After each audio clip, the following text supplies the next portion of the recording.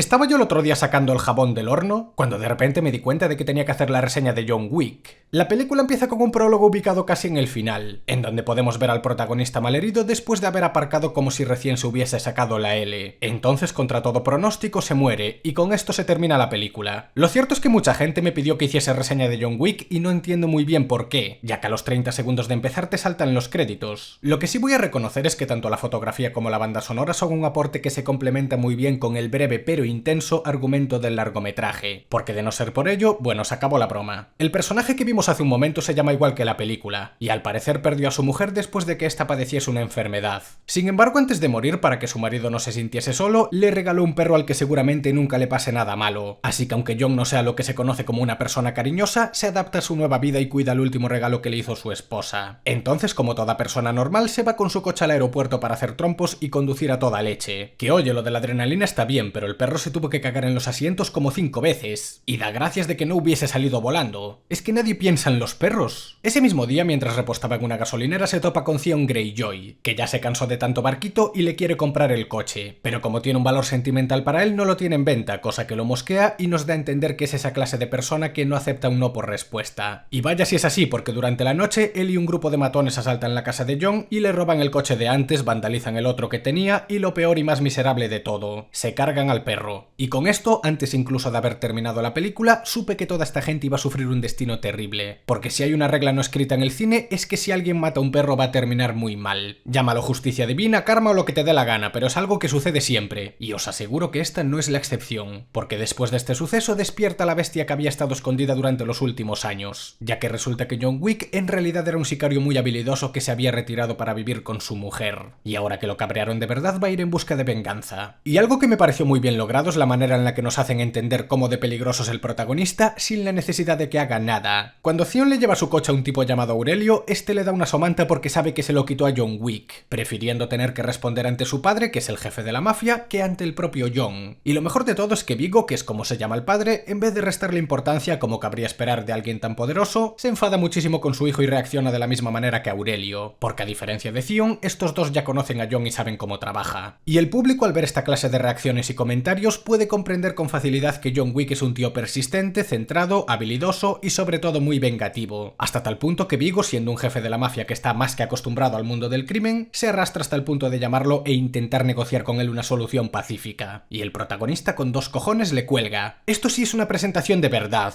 Aquí los que tienen miedo son los malos, y John Wick, aun teniendo la desventaja numérica, es el cazador preparándose para atrapar a su presa. Básicamente, cuando Theon se cargó al perro, condenó su vida, porque todos los que le rodean son conscientes de que por mucho que lo intenten, lo más probable es que no puedan evitar la cacería. Y la misma inconsciencia que llevó a ese personaje a molestar a la persona equivocada es la misma que lo mantiene tranquilo mientras que todos los demás están aterrorizados. Y en breves descubriremos por qué, ya que durante la noche Viggo envía un batallón de hombres para darle caza a John en su propia casa. Sin embargo, tal y como nos dio a entender su reputación, el sicario es una máquina imparable y por muchos hombres que vayan a por él siempre consigue cargárselos a todos, reventando media casa en el proceso y brindándonos unas escenas de acción bastante buenas y entretenidas. Sí que es cierto que en ocasiones se nota demasiado que los mafiosos aparecen en grupos pequeños para que el protagonista pueda lidiar con ellos, cuando lo más lógico sería que en cuanto escuchasen el primer disparo fuesen todos en piña. Pero bueno, omitiendo ese apartado ficticio, las escenas estuvieron muy bien. El caso es que, como era de esperar, John los aniquila a todos sin mayor problema y a partir de aquí descubrimos que el mundillo en el que hasta hace poco estuvo trabajando es mucho más complejo de lo que parecía en un inicio, puesto que pese a haber montado un escándalo, incluso la policía le tiene respeto y hace como que no pasó nada. Además de que cuenta con aliados que le ayudan a limpiar el estropicio e incluso existe un cuartel general que se camufla como un hotel normal y corriente en el que va a abastecerse y a conseguir información. Todos estos detalles, aunque parezca que no aportan demasiado, en realidad le dan mucha solidez al concepto de crimen organizado. ¿No estáis cansados de que cada vez que aparece una mafia u otra organización en las películas, los personajes tienen infinidad de poder y recursos y no sabes de dónde vienen? Pues en este caso profundizan más en su modus operandi y te facilitan datos que dentro del concepto ficticio sobre esta organización, por lo menos te ayudan a entender mejor su funcionamiento, o como mínimo hacen que sea más creíble, como por ejemplo con los aliados que acabo de mencionar o con unas monedas de oro que intuyo que sirven como economía propia para solicitar ciertos favores. Se podría decir que John Wick es una historia que le da importancia a la parte organizada del crimen organizado, y como suelo decir de cara al argumento es un punto muy a favor. El asunto es que una vez en el hotel se va a hablar con el gerente, que es un antiguo socio llamado Winston, el cual le proporciona información sobre el paradero de Theon, pero al mismo tiempo le advierte que uno no puede volver a ese mundillo tras haberse jubilado y pretender que no lo absorba de nuevo. Y esto mismo se confirmará en la secuela, pero por el momento momento vamos a lo que hay que ir. En cierto punto Viggo contrata a Norman Osborn para que se cargue a Jon y pese a que supuestamente eran viejos amigos acepta el contrato. Y en cuanto al protagonista, ahora que ya sabe dónde se esconde Theon, se va a una fiesta en donde una vez más demuestra sus habilidades y se carga a media mafia mientras intenta cazar a Theon. Pero este consigue escapar muy por los pelos y Jon, aun siendo bastante implacable, sale considerablemente mal herido. Algo que me gustó mucho de esta parte es el miedo que le tienen al prota. Al final cumplen las órdenes de sus superiores porque no les queda más remedio, pero es un hecho que mientras protegen a Theon por la liada que montó, los hombres de Viggo se sienten como si el hombre del saco fuese a ir a por ellos. Y eso, combinado con la presentación que nos hicieron poco antes, enriquece todavía más el trasfondo de John Wick. Para cuando vuelva al hotel curan al prota de sus heridas y una antigua compañera conocida como Perkins intenta cargárselo aprovechando su momento de debilidad. Sin embargo, después de una pelea consigue reducirla, conseguir información importante sobre Viggo, que por cierto fue quien la contrató, y otro de los residentes la mantiene atada mientras el protagonista va a propinarle uno de los mayores golpes al villano. Y en esta parte pasó algo importante, y es que mientras Jon peleaba con Perkins, Norman lo estaba apuntando desde una azotea y falló, pero por la manera en la que lo hizo parece que fue a propósito para despertarlo y así avisarle de la que se le venía encima. Luego descubriremos si es cierto o no, pero hay otra cosa, y es que supuestamente está prohibido cargarse gente en el hotel, y pese a que Perkins intentó quebrantar esa regla, en vez de entregársela a Winston para que tome medidas, Jon la deja con uno de sus compañeros y este la acaba palmando porque obviamente Perkins se escapa. Para ser alguien que tiene fama de meticuloso, esto fue un poco imprudente. En cualquier caso, el protagonista se va a una iglesia controlada por Viggo y obliga al cura que le abra una caja fuerte en donde guarda un montón de dinero y objetos de valor. Así que Jon, para hacerle daño al mafioso, le planta fuego a sus cosas y se larga tan tranquilo. Eso sí, lo que ya no tiene sentido es que el cura no haya aprovechado para atraparlo en la caja fuerte una vez se metió dentro. Y más aún sabiendo que haga lo que haga, iba a terminar mal de alguna manera. Intentando encerrarlo, por lo menos tienes la oportunidad de salvarte y ganarte el perdón de tu jefe. Pero nada, el agua bendita debía de estar caducada porque más atontado y no nace. En base a esto, Jon consigue llamar la atención de Viggo y le tiende una emboscada en la que se lía a tiros con sus hombres. Sin embargo, un coche lo embiste y lo terminan capturando. Que yo me imagino que en el fragor de la batalla estarás centrándote en lo que te tienes que centrar. Pero se me hace raro que después de haber eliminado a decenas de mafiosos, ahora venga un coche armando un escándalo y lo pille por sorpresa. Pero vamos, que John Wick por fin está capturado y los problemas de Viggo se terminan aquí. O eso es lo que habría pasado si no le entrase el complejo de Danik y le empezase a dar la chapa en vez de cargárselo lo antes posible. Que si en la caja fuerte había grabaciones importantes para chantajear a los altos cargos, que si antes eran socios, que si nada de esto debería haber pasado, y bla bla bla bla. Muy bien, compañero, te pasas toda la película diciendo lo peligroso que es John Wick, pierdes a la mitad de tus hombres por culpa de tu hijo, y ahora que lo tienes atado en una silla cometes el típico error de confiarte de más para luego cagarla. Porque claro, el tío se va sin comprobar si el trabajo está hecho. No vaya a ser que tenga la oportunidad de rectificar. Al final Jon consigue escapar junto con la ayuda de Norman, que como ya sospechábamos de antes siguen siendo amigos y lo cubre desde la distancia. Por cierto, lo de las grabaciones tiene tela, porque vale, me imagino que en la caja fuerte tendría las cintas originales, pero si tienes a los políticos de la ciudad en la palma de tu mano, haz 25 copias de cada grabación y repártelas en todas tus propiedades, macho. Es que hay que ser zopenco para tener una única copia en un único sitio que ni siquiera tienes bien fortificado. Y con lo de que Perkins sepa que existe ese lugar ya no lo entiendo muy bien, porque si hasta hace 4 años Jon era el mejor sicario de Viggo y aún así no sabía de la existencia de ello, ¿por qué Perkins sí lo sabía? Voy a darle el beneficio de la duda y pensar que simplemente lo averiguó por su cuenta, pero tal y como lo plantean parece que se lo dijo el propio Viggo personalmente y cuando Jon la interrogó consiguió esa información precisamente porque el mafioso la había contratado y no porque lo supiese por cuenta propia. Pero lo dicho, le doy el beneficio de la duda. Volviendo con la historia, no contento con haber desaprovechado una oportunidad de oro para resolver sus problemas, Viggo no sabe escapar en condiciones y Jon lo alcanza con muchísima facilidad,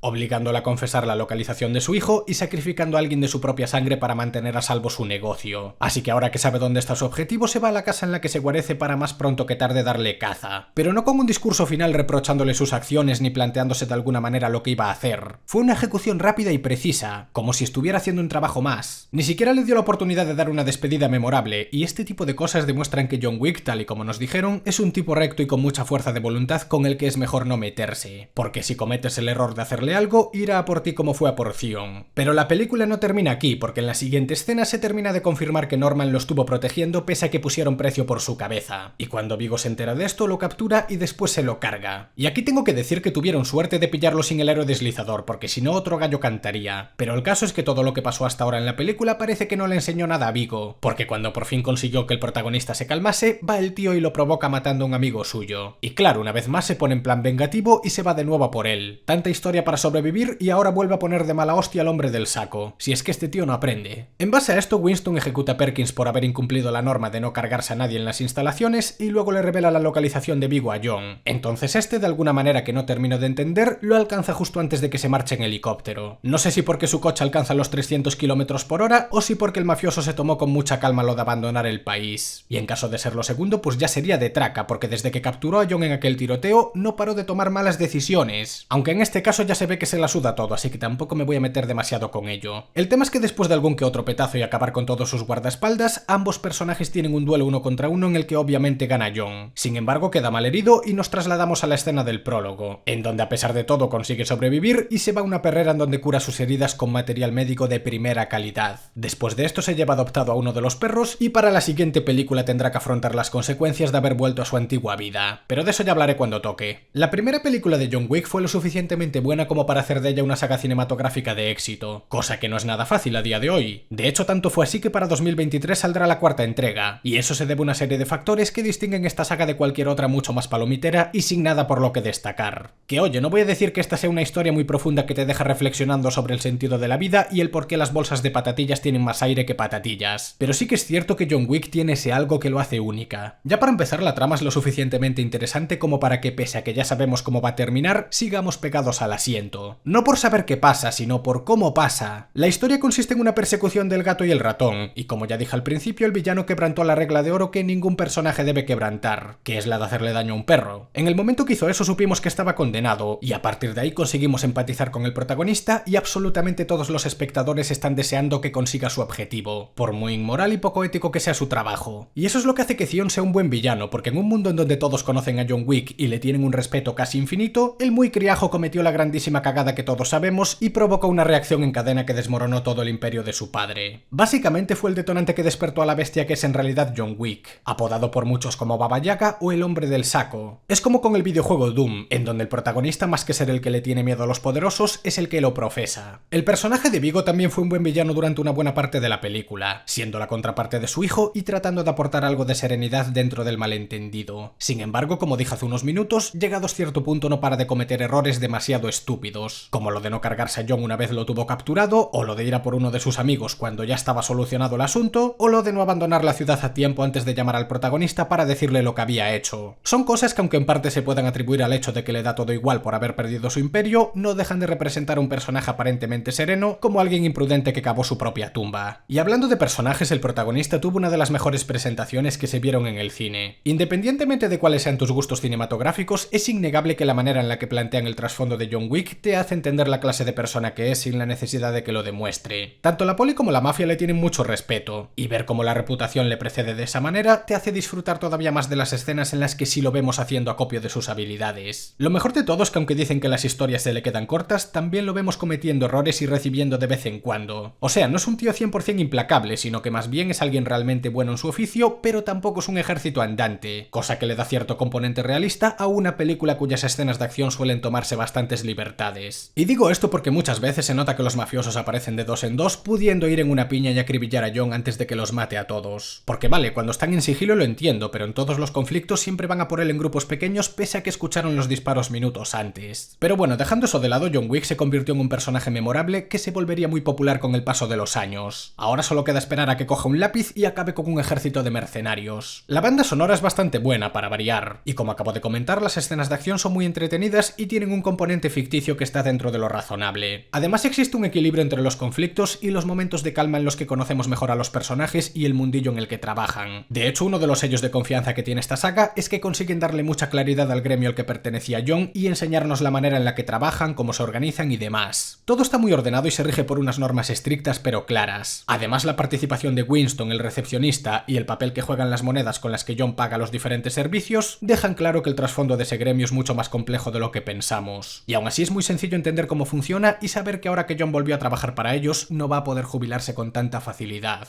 Básicamente supieron presentarnos un lore muy profundo y elaborado, pero enseñándonos únicamente lo justo y necesario para que esta película en concreto no tenga lagunas de ningún tipo. Y eso estuvo bien, porque no nos saturen con información innecesaria y la propia historia se hace más amena. Si tuviera que decir algún fallo sería la casi total ausencia de las autoridades, porque más allá de esa visita al principio de todo nunca más vuelven a aparecer, y teniendo en cuenta que hubo tiroteos en todas partes y a plena luz del día, pues se me hace raro que nunca los pillen. Y ya para terminar solo quiero comentar que esta película me recordó mucho a Drive, ya que en ambas se muestra una historia en la que el protagonista es alguien tranquilo pero habilidoso que trabaja al margen de la ley, luego sucede un malentendido que lo mete en un apuro con la mafia, y a partir de ahí ahí se desarrolla una historia teñida en rojo en la que los malos pagan las consecuencias. Le hice una reseña el verano pasado, que por cierto deberíais ver, porque si lo hacéis seguramente alguien vaya a vuestra casa y os dé una empanadilla, sí. Pero en serio, si alguno de vosotros disfrutó con Drive, seguro que le va a gustar John Wick. Aunque lo más probable es que sea al revés, ya que esta saga es bastante más popular que la película de 2011. Pero de todos modos es muy probable que se hayan tomado inspiraciones de esa otra película. Y sabiendo la calidad que tiene, pues no es de extrañar que haciendo las cosas mínimamente bien, el nivel de esta sea bastante alto.